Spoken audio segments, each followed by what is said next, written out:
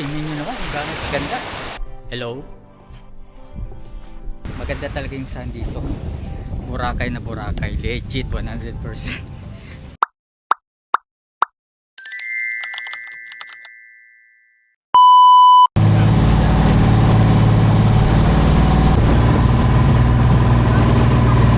Okay, so sinasabi nila that this place ay merong powder light na walas or sun. Check natin. Okay. Wow.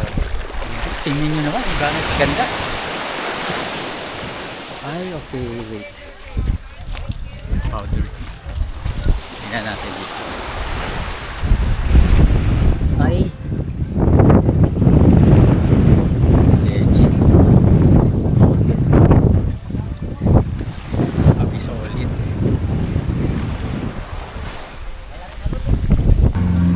So, meron kaming ano dito guys. Merong mga cottages dito. So, basically, pwedeng mag ano dito pag overnight. So, possible. Maganda mag overnight dito. Ang ganda ng sun. Boracay talaga. Talagang no wonder.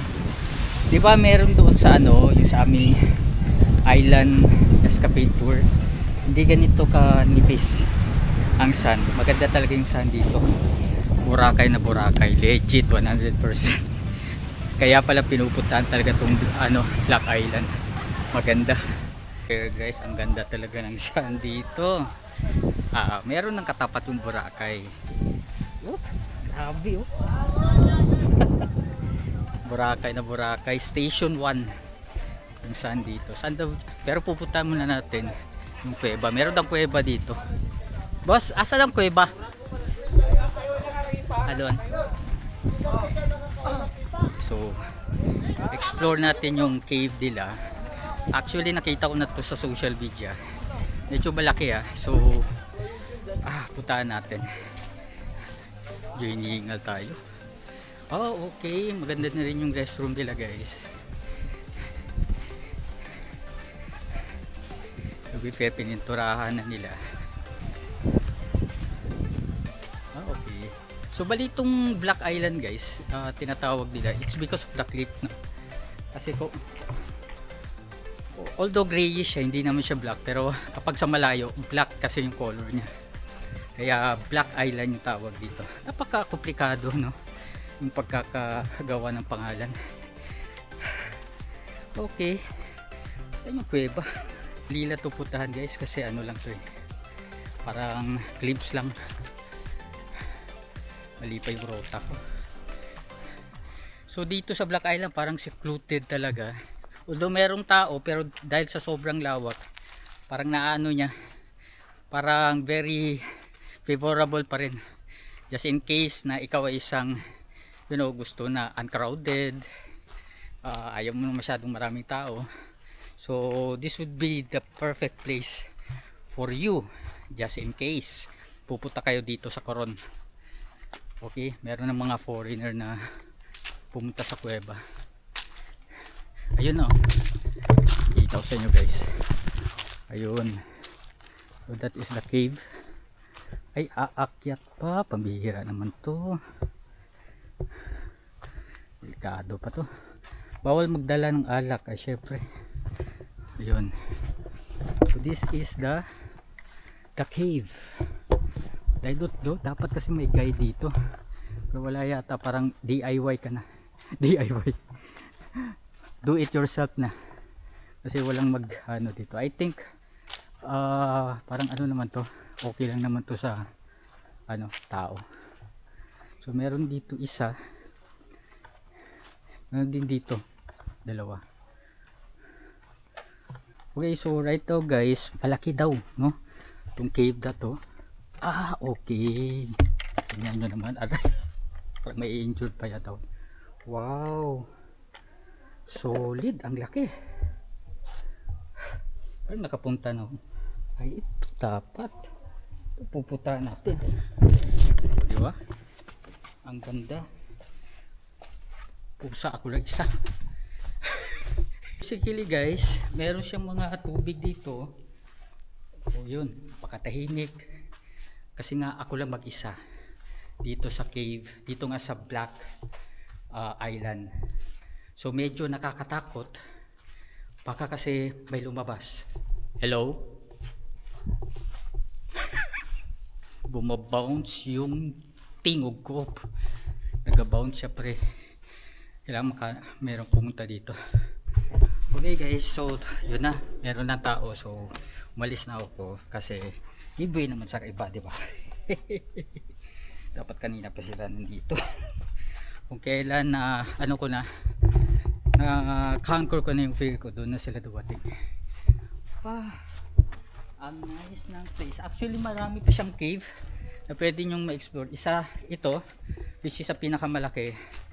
Meron din dito, but I think hindi ko na pupuntahan, pero curious kasi ako eh, so pupuntahan natin. Alam niyo naman, basta nako curious ako, pupuntahan ko talaga. Okay, ano bang meron dito? Okay, parang ano na to guys, parang caving na talaga to. So maganda yung ano dito, no? Merong pinakamalaki, medium na malaki, meron ding maliit na kung saan hindi na kailangan ng ayun so papasok tayo. Sige, kayo na lang dyan. Hindi tayo papasok dyan pag walang guide, di ba? Hindi tayo taga rito, baka may mga ano dyan, mga punso. Pupuntahan na natin syempre ang beach kasi meron lang tayong isang oras. I think dahil nag cave pa ako, 40 minutes na lang. Ang ganda dito. Kumbaga 3 in 1 caving, di ba? Ano pa ba? Ano ba tawag niyan? May clips. Boracay Sun, powdered like talaga. Station 1. Sun ka pa. Dito lang. Isa pa guys walang mga establishment dito. Kaya talagang solid ka. Tama talaga yung bangkero, sabi niya na meron daw ano dito, powdered like. Kala ko medyo atik lang ba, pero pala totoo, powdered like talaga. Boracay talaga yung sun. Doon sa Boracay, yung ganito, namimiss ko to sa Boracay. Pero syempre na-experience ko na, next year na ako pupunta ng Boracay. Yung dulo yung shipwreck na to, no? So ito yung dulo niya guys, ito.